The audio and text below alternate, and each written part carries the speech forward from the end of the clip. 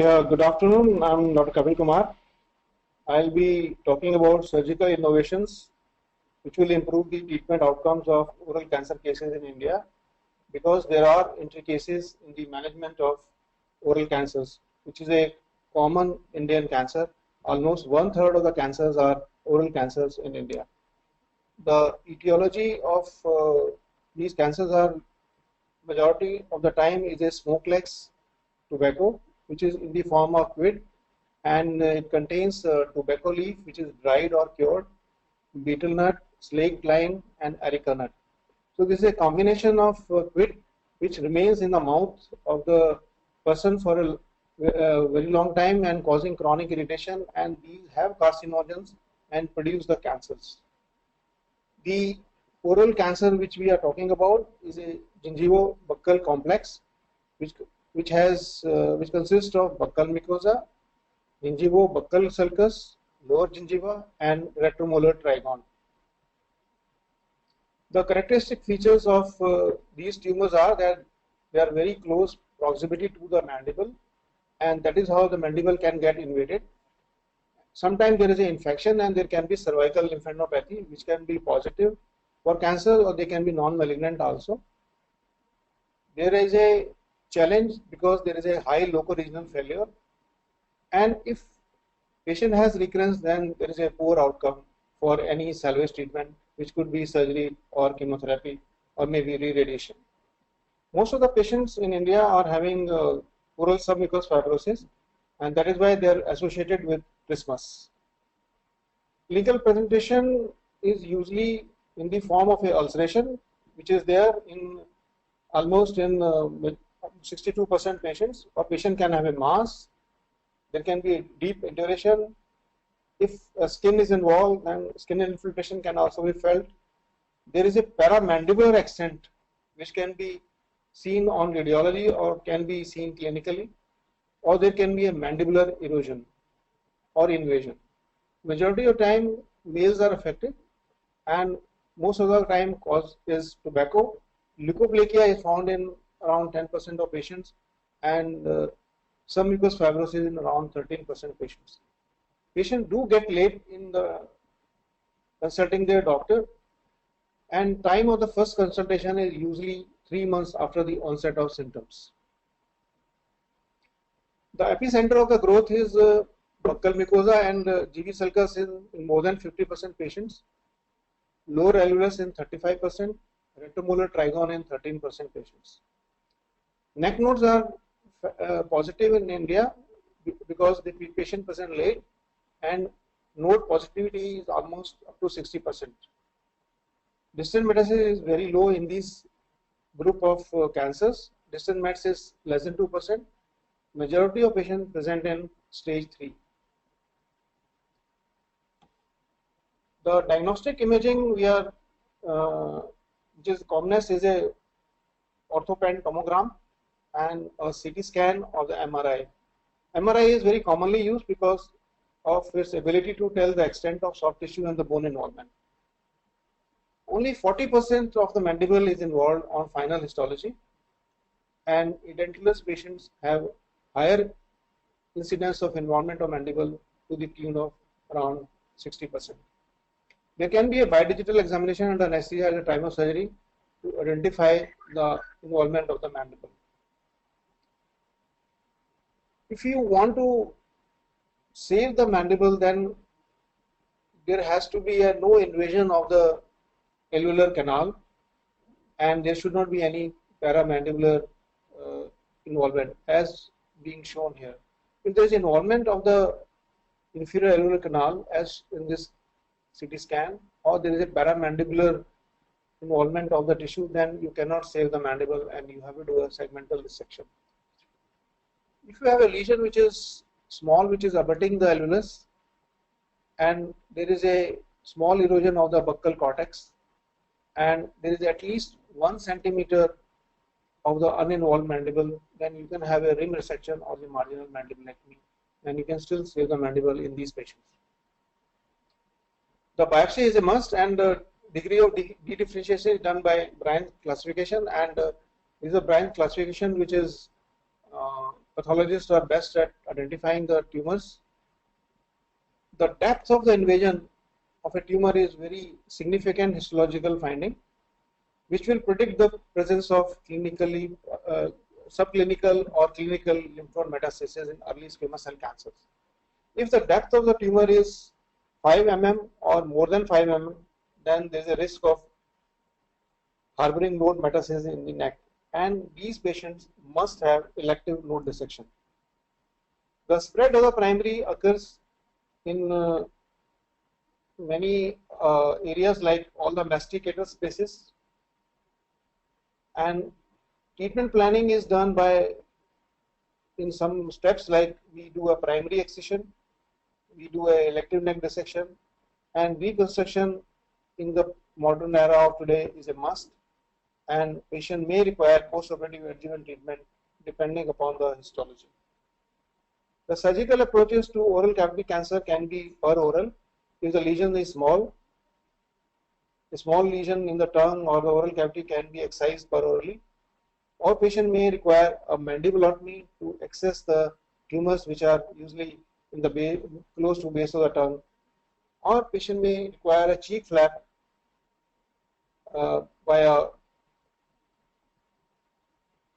to approach the tumor, or you can have a visor flap.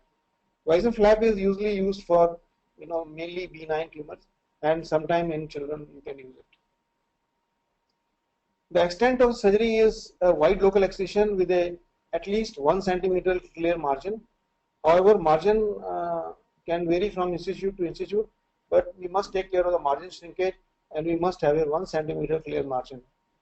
If you are doing a mandibular resection, it can be either a marginal or it can be a segmental, which can be either lateral, anteriorly, or a central arch, or involving ramus, or maybe condylar. Sometimes we need to save the condyle if it is not involved. Neck dissection is done up to level 1 to 3 if clinically N0. If nodes are positive, then level 1 to 4 if only 1B is involved. But if level 2 are involved, then level 1 to 5 needs to be done. Management of mandible can be either marginal or segmental. The pre-operative imaging is advantageous in identifying accurate assessment of whether mandible is involved or not. In addition, we need to see the size of the lesion and also the paramandibular involvement to identify whether mandible can be saved or not.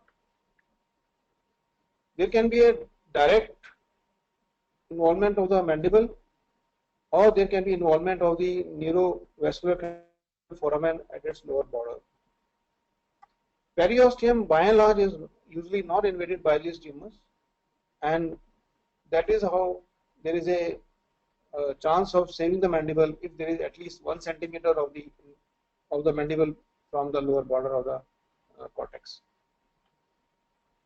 Minimum 1 centimeter height from the lower border is important, and post radiation is difficult to save the mandible. However, in selected cases, you can still do a marginal mandibulectomy.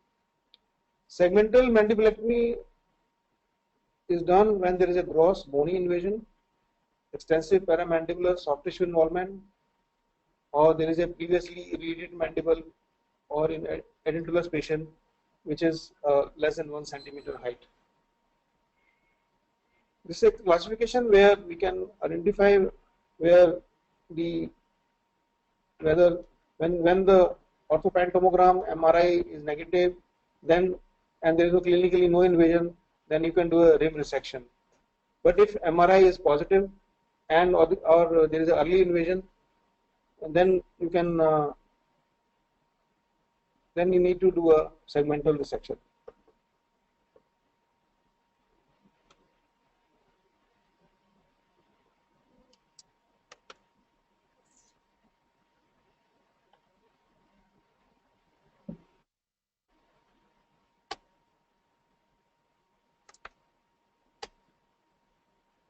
The contrast enhanced CT scan with a PUF technique is a very good technique to identify the epicenter and dimensions of the tumor, soft tissue extent, over the maxillary sinus, paramandibular extent, lingual muscle, base of the tongue, and involvement of the retromolar trigon, pterygomaxillary fissure, pterygopalatine fossa, pterygoid plates, masticator spaces, supra or inframandibular notch extents, bone erosion and extent, and we can identify the height of the involvement of the mandible and also the nodes, whether they are having extra capsular spread or there is invasion of the peripheral structures or not.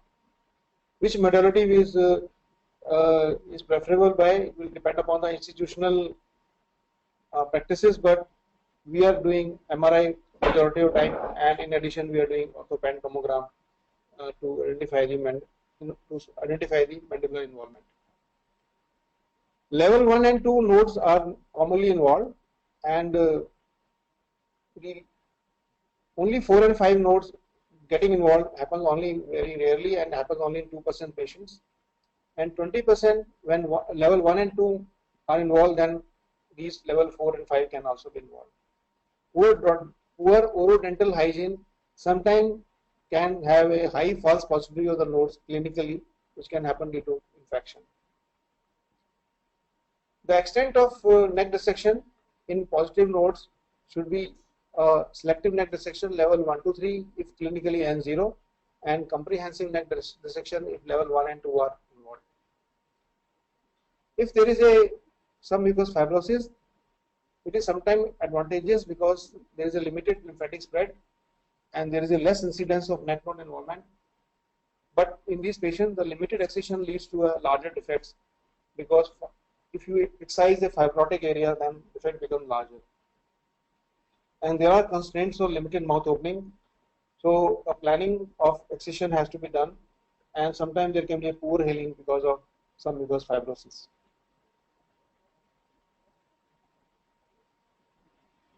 The Erica nut induced squamous cell carcinoma is a clinical pathologically distinct is a distinct disease because it happens in oral submucous fibrosis, and these patients have a little better prognostic outcome because they have a lesser incidence of neck mets and they have a better differentiated tumors and lesser incidence of extracapsular spread of the nodes.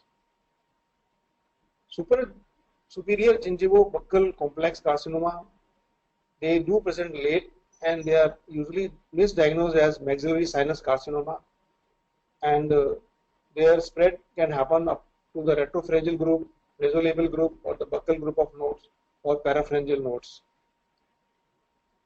This is a complex carcinoma because it needs to be, excision needs to be done with ITF clearance. The significance of imaging is there because it can identify the involvement of the pterygoid plates or there is involvement of the maxillary sinus. Most of the time we are doing a partial maxillectomy with ITF clearance, or you may need to do a total with ITF clearance and nodal dissection. Now I come to the reconstruction part where we need to do a soft tissue defect assessment, whether it is a mucosal lining or there is a skin defect or there is a soft tissue film, because sometimes if you are excising a large paramandibular tissue or infratemporal fossa, then soft tissue free needs to be bulky. The size and extent of defect will be done either by a single or bipedal flap. If the defect is small, then you can use a intraoral flap like buccal flap or temporalis flap or a palatal or tongue, or extra oral local flaps are like nasolabial or a submental flap. Regional flaps can be pectoralis major myocutaneous flap, which has been the workhorse for majority of the times, especially when microvascular surgeons are not available, or a LD flap or a DP flap has also been done, but however DP flap is not used that commonly now. If we have facility for free flaps, then radial forearm, anterolateral thigh flap and lateral arm flaps are being used. For bony defects, we are using a free fibula flap, or maybe sometimes we use the with the flaps. However, plates do have problems, like they can get exposed or they can get fractured. The defect of the mandible could be a short segment which can be confined to one side, or they can be from one angle to midline, or there can be a central arch defects, and or maybe a total defect with saving of the angle of the saving of the condyle only. The oromandibular reconstruction will depend upon what kind of defect we are going to create. If you have a segmental defect, condyle is intact, then most of the time fibula flap or a iliac crest flap or pectoralis major flap uh, along with the plating can be done depending upon the situation. The advantages of gap bridging plate is that it's fast and simple. There is no donor side, but there can be a hardware failure, descent, fistula, and no dental rehabilitation is possible.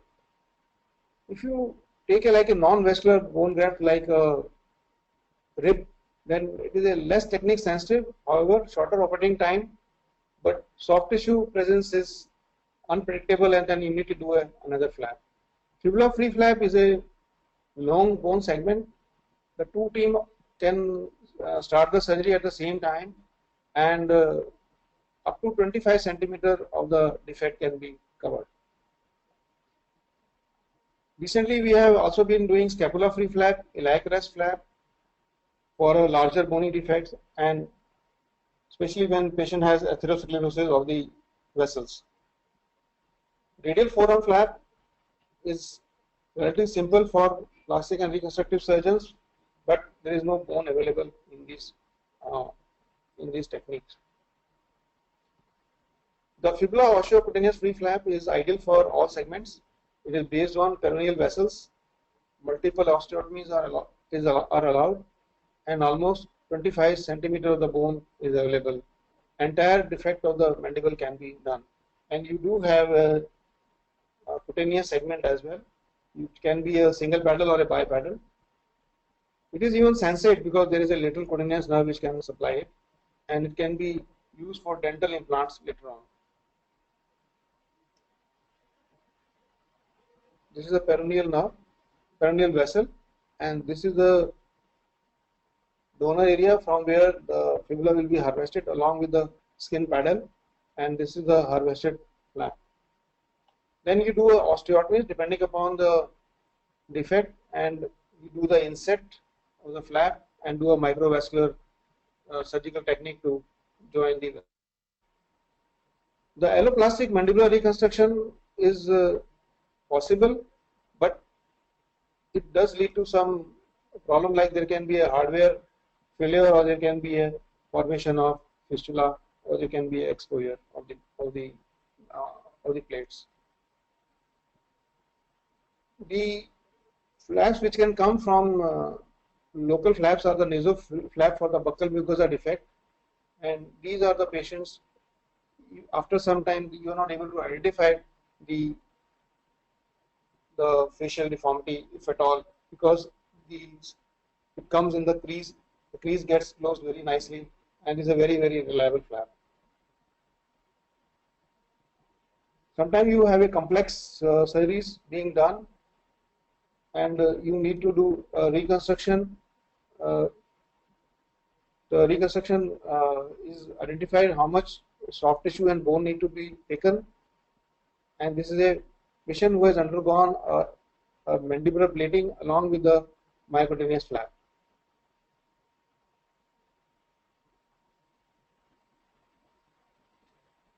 Sometimes there can be a massive composite loss of soft tissue and bone. We use a plate plus PMC and also a free ALT flap also, because of the soft tissue reconstruction being required. This is a large defect. They are still salvageable after the reconstruction. We do a plating, we do a PMC flap, and for the larger defect outside, we use a ALT flap so that soft tissue can be covered.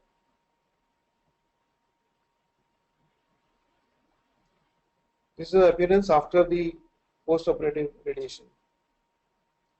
Sometimes there can be a large buccal mucosa defect and retromolar trigone defect with no bony resection, and they can be done with free radial artery forearm flap. Now this is a patient who is having a carcinoma buccal mucosa and also the involvement of the angle of the mouth, and we have harvested a radial artery forearm flap, and which can be inset into the defect, and this is the final appearance after a month. Large soft tissue defects with loss of lower lip are being done with the bipedal membranous flap with facial atta sling, so that the function of the mouth angle is improved. It's a very large lesion in the angle of the mouth and buccal mucosa, and this led to a even involvement of the mandible and resection of the mandible and some floor of the mouth. So this is a bipedal membranous flap along with a sling of the facial atta, so that the mouth opening, mouth function is improved and there is no drooling of saliva. This is a defect which I will be talking about, where there will be a defect in buccal mucosa, retromolar trigone, lip and angle loss. We are using a radial artery forearm flap bipedal for reconstruction and animated with facial atta sling after post-operative radiotherapy.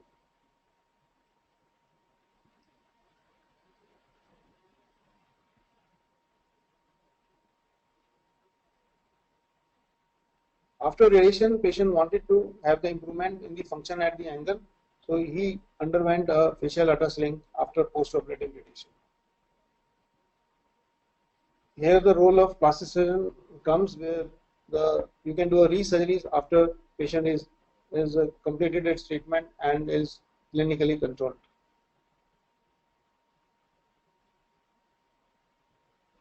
If you have a composite resection with a oromandibular defect, then free fibula osteocutaneous flaps are a thing which we need to do. This is a patient who has undergone mandibular plating and also a free flap.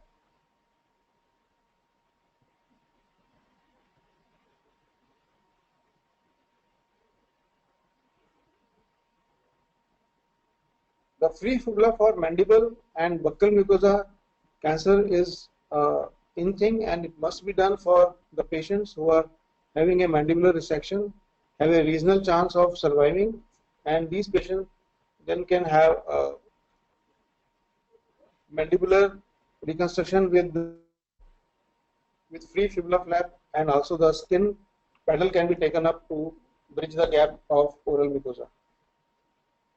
Parotid duct relocation is a innovative thing which we are doing, and we need to do, because if we cut because the parotid duct comes in the way of resection, and if it is not taken care, then chances of parotitis and collections happen like sialosyl, and they can delay the wound healing, and subsequent radiation can be delayed. So relocation can be done by to a different area in the operated area, and this is how we are doing this relocation of the parotid duct. Complications do happen, and common complications are infection or secondary hemorrhage, flap necrosis, non-union of osteotomy sites, fixation of the plate fractures. Plate exposure can happen, implant infection, or there can be a contour defects, or there can be malocclusion. Plating is validated and a necessary component of reconstruction, and larger plates have stress shielding effect, and that can sometimes lead to non-union. And mini plates lead to increased stress on bone, and this leads to increased osteogenesis. These are some of the defects which are very large defects in the mandible, oral inside, skin outside, and soft tissue. So these are being taken care of by different flaps, combination of flaps being done. The adjuvant treatment is important in stage 3 and 4, and Most of the time we are doing adjuvant radiotherapy, which does happen in multiple positive nodes, perineural invasion, angiolymphatic invasion, high-grade histology, or advanced T stage. Especially patients with positive nodes and with extracapsular spread, or when the margins are close. Then adjuvant treatment needs to be done. In stage 1 and 2, the 3-year survival is 91%. However, local regional failure, they can happen in almost more than 40% patients. Stage 3 and 4, the 2-year survival is around 63%, and 5-year disease-free survival can be 53%. Recurrence after surgery happens in 35%. The time of recurrence could be around 18 months from the day of surgery. However, you can do definitive resurgery after recurrence in 1/3 of patients, and median survival can be after re-surgery could be 4 months plus. Survival outcome in stage 1 and 2 is high all across the world. However, in stage 3 and 4, the survival goes down. Sometimes you can have a second or a multiple primary tumors in a patient with oral cavity because of the beetle quid chewing area remains, and these patients can have a second cancer when they have undergone first surgery and they are doing well. They can still undergo radical surgery and they can have a better quality of life with resurgery as well. The computer assisted surgery for segmental resection can be taken up by with the help of the CT scan and the MRI people, or maybe a PET planning, but these are things of the future and they are not being incorporated routinely. Thank you very much for your kind attention, and I can take up any questions if you have.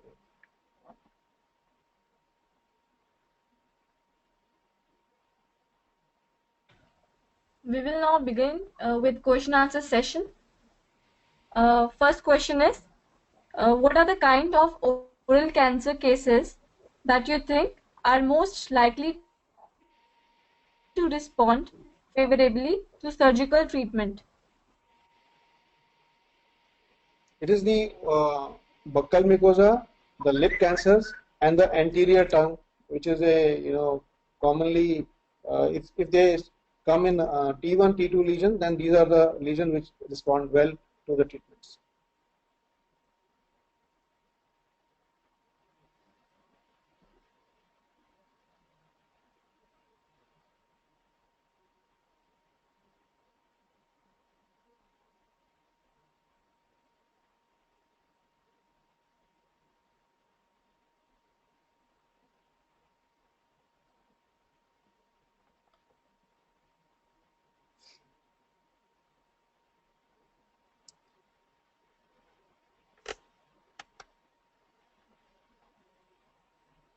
Is from Rashmi. Yeah. How long does it take for a patient to recover from the surgery? The surgical time could be depending upon the extent of reconstruction. The usual time is around, operative time could be anything from 4 to 8 to 10 hours, and the patient remains in ICU for a day, and the recovery period in the hospital is around 5 to 7 days after surgery. For total recovery from the surgical point of view takes around 2 to 3 weeks. However, total rehabilitation may take around 2 to 3 months.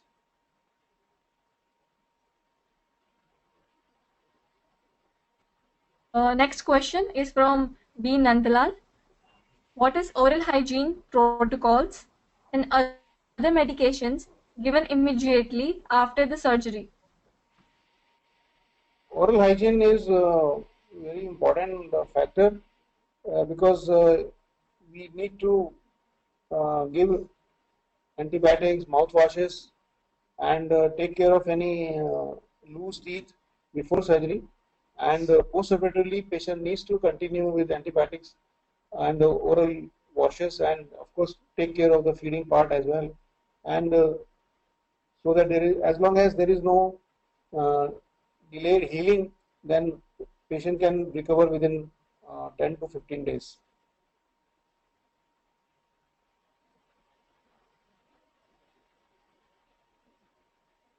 Next question is, what is the cost of oral cancer surgeries in India? It will vary from center to center. However, if you have a early cancers, uh, then the cost becomes much less, and especially if you need to do a microvascular surgery and extensive reconstructive surgery, patient needs to be in ICU, patient needs to stay in the ward for longer period, then the cost goes up. Usual cost in a metropolitan cities would be from 1 lakh to 3 lakhs per patient.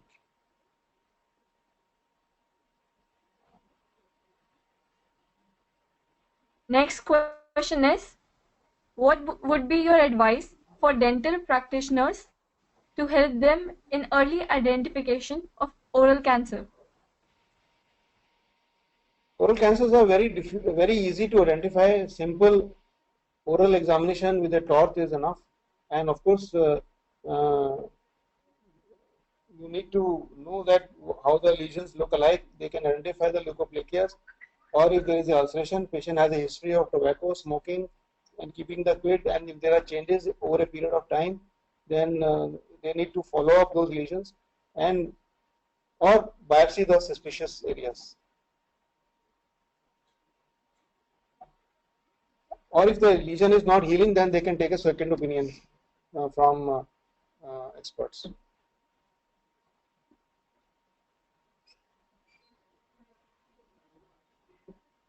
Next question is,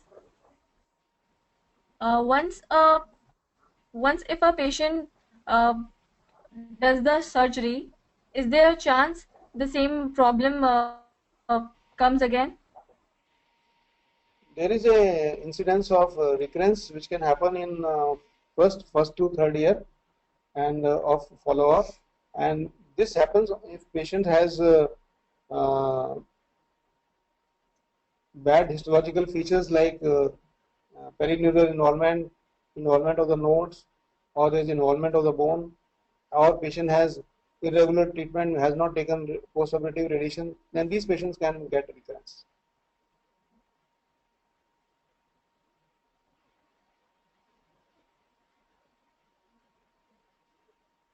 Next question is from Pooja. Yes. Till when will the surgeries impact hinder the patient's normal food intake? Patients are on tube feeding for first 7 to 10 days, and then they are on liquid diet. And once the healing happens, then they can have a soft diet within 2 to 3 weeks.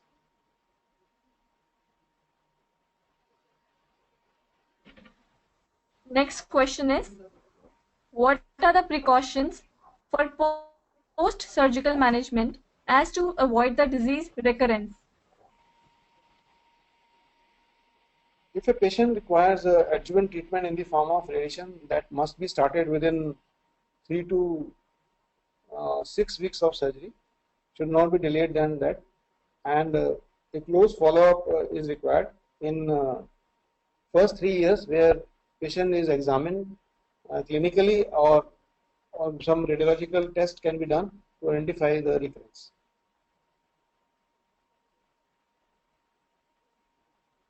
Next question, what is the main cause for the oral diseases or cancer? Most of the time, more than 85 to 90% patients have a history of chronic tobacco use, either in the form of smoke or non-smoke tobacco.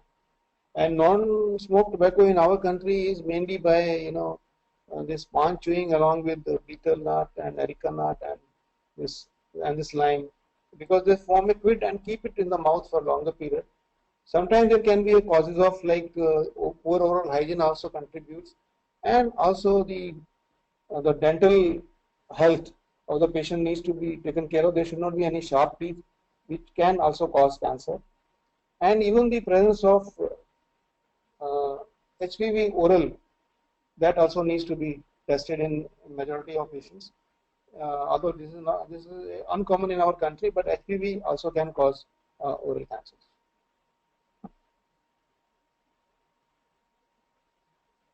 Next question is from Prerna. Are there any drugs that patient has to take post-surgery until when? Post surgery is only till there is a healing required, and there can be some supportive drugs which are there when radiation is being taken. After that, there are no medicine as such available which can prevent the recurrence or prevent the happening of another cancer in this patient.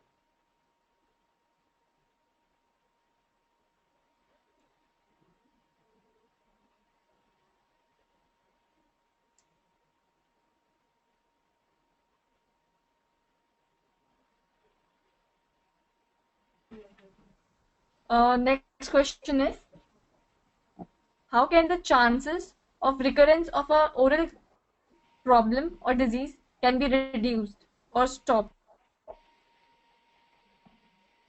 Everything depends upon the stage at which the patient presents. If patient presents with the T1, T2 lesion, nodes are negative, and has histology factors are not unfavorable, then these are the patients who will do well.